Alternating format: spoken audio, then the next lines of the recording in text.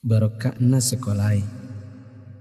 Ada yang bertanya sama saya ketika saya berbicara di suatu majelis. Mengapa sekarang ini sepertinya sekolah kehilangan kesaktian untuk membentuk hati anak-anak kita? Ini pertanyaan dan bukan pernyataan saya.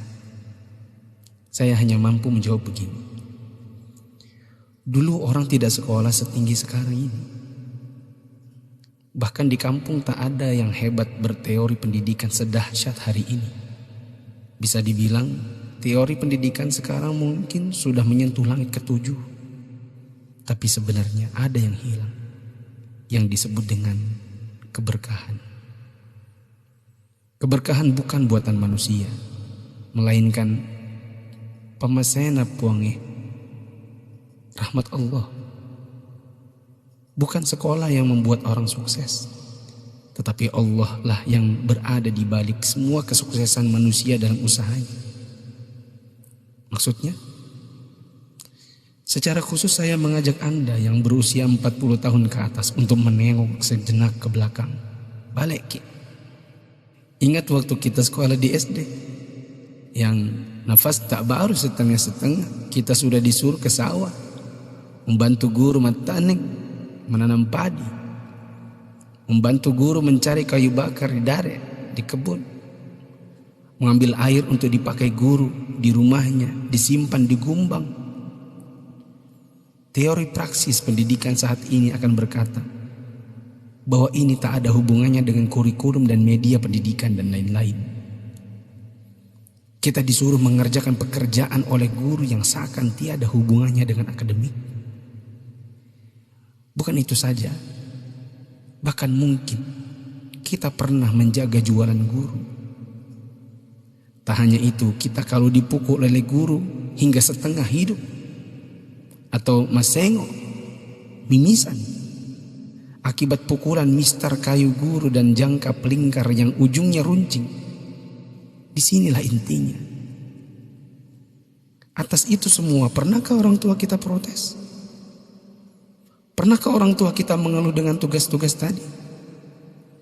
Pernahkah orang tua kita melarang kita ikut ekskul dalam tanda kutip yang saya sebutkan tadi, mencari kayu, mengambil air?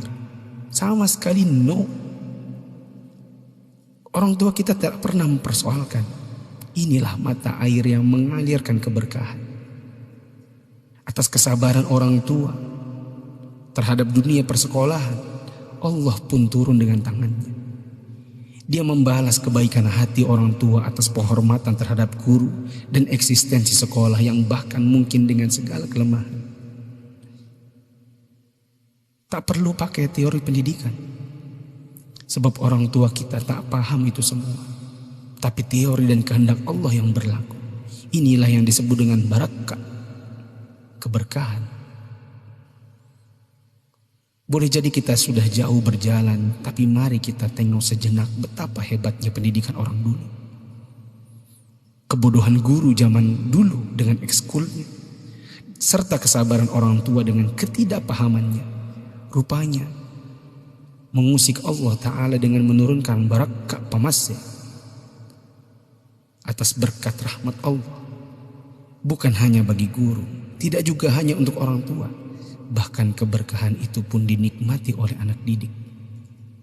Tengoklah sekarang, orang tua memenjarakan guru, anak memfitnah gurunya, dicubit bilangnya ditempeleng, diajari katanya dicaci maki, dinasihati lapornya dihina, ditegur ujarnya dipermalukan. Bagaimana mungkin berkah Allah bisa datang? Anda yang berumur 40-an, pernah kita melakukan ini? Bahkan kita membohongi orang tua karena melindungi guru. Kalau perlu orang tua tak perlu tahu apapun keadaannya. Itulah sebabnya di akhir sekolah dahulu kita selalu menyisakan air mata kebahagiaan.